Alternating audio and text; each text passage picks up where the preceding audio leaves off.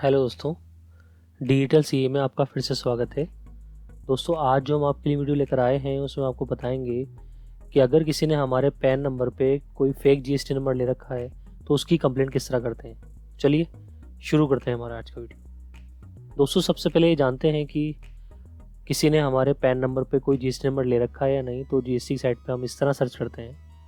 यहाँ पर हम अपना पैन नंबर डालेंगे, या अगर हम किसी क्लाइंट के बारे में देख रहे हैं तो उस क्लाइंट का पैन नंबर डाल सकते हैं। वैसे जनरली ये इसलिए होता है ताकि ये पता कर पाएँ कि इस पेन पे कितने जीएसटी नंबर ले रखे हैं, वो पता करने के लिए होता है। यहाँ हम कैप्चा डाल देंगे। कैप्चा डालने के बाद सर्च करेंगे, तो सर्च करने का पता लगा कि ये जीएसटी नंबर ले रखा है। तो क्लाइंट से मालूम किया, क्लाइंट ने मना कर दिया कि साहब मैंने कोई जीएसटी नंबर नहीं ले रखा था, आप इसकी कंप्लेंट करो। तो हम ये सेलेक्ट करके रिपोर्ट पे रिपोर्ट कर देंगे। रिपोर्ट में आपके लिए कुछ डिटेल्स हैं, वो डिटेल आपको डालनी होगी। जैसे कि जो लीगल नेम है वो पैन नंबर के अकॉर्डिंग आ ही रहा है, डेट ऑफ बर्थ, आपका एड्रेस, ईमेल एड्रेस और मोबाइल नंबर। तो हम यहाँ डिटेल फिल कर देते हैं। और ईमेल एड्रेस और मोबाइल में आपको खास बात ध्यान रखनी है कि वो ऐसे डालने हैं जो आपके यूज़ में आ रहे हों, ताकि उस पर कोई भी OTP आएंगे, कोई कम्युनिकेशन मैसेज आएंगे, तो इसलिए वो आपको ऐसे ही रखते हैं।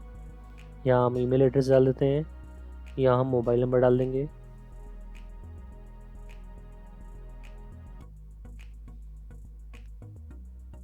फिर इसको हम प्रोसीड कर देंगे। प्रोसीड करने के बाद वो हमसे OTP मांगेगा, मोबाइल पे अलग मांगेगा और ईमेल आईडी पे अलग मांगेगा। तो हम वो मोबाइल OTP और ईमेल OTP डाल देंगे। यहाँ से प्रोसीड कर देंगे इसको। जैसे ही प्रोसीड करेंगे तो वो बोलेगा कि ठीक है, OTP सक्सेसफुली हो गए हैं, वेरीफाइड, लेकिन फिर भी आपको आधार ऑथेंटिकेशन करना होगा।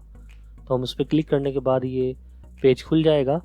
दोस्तों, ये आधार ऑथेंटिकेशन सेम उसी तरह है जैसे कि नया जीएसटी नंबर लेते टाइम हम करते हैं, लेकिन उससे थोड़ा सा अलग है क्योंकि ये फेक जीएसटी के लिए है। तो यहाँ हम अपना आधार कार्ड नंबर डाल देंगे, वैलिडेट कर देंगे इसको। वैलिडेट करने के बाद आधार कार्ड से जो मोबाइल नंबर जुड़ा हुआ होगा उस पर एक OTP आएगा, वो OTP डाल देंगे। उस OTP को वैलिडेट कर देंगे। वैलिडेट करने के बाद वो बताएगा कि चीज़ें सक्सेसफुली हमारी KYC हो चुकी है। अब देखिए डिटेल किस तरह खुल रही है। डिटेल खुल रही है, उसमें सारी डिटेल आ रही है और उसमें लिखा आ रहा है कि मेरे पैन नंबर पे जो GST नंबर ले रखा है नीचे दिखाया हुआ, वो इनकरेक्ट है। इसके रेफरेंस में अथॉरिटी को मैं एक्सेप्टेंस देता हूँ कि आप प्रॉपर इन्वेस्टिगेशन शुरू करें इस मामले में। ठीक है, ये इस बात का पूरा मतलब है। तो इन्वेस्टिगेशन शुरू करने के लिए आप अपनी एक्सेप्टेंस दे रहे हैं, तो मैंने एक्सेप्ट क्लिक किया। क्लिक करने के बाद कंफर्म करने के लिए यस पे क्लिक करेंगे कि क्या आप अपनी कंप्लेंट रजिस्टर करना चाहते हैं। जैसे ही यस करेंगे तो हमारे पास एक ARN नंबर लिखा आ जाएगा सक्सेसफुली करके।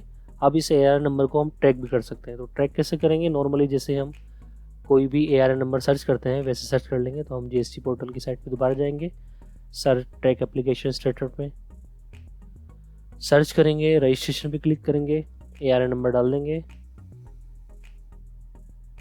ARN नंबर डाल देंगे हमारा यहाँ पर।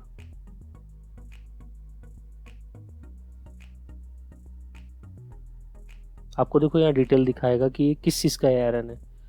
पेंडिंग फॉर प्रोसेसिंग है, अभी असेसिंग ऑफिसर नहीं देखा है। Application for reporting fake GST against the pan है। ठीक है, तो यहाँ दिख भी रहा होगा आपको सब चीज़ें ऊपर रिपोर्टिंग क्या आ रही है।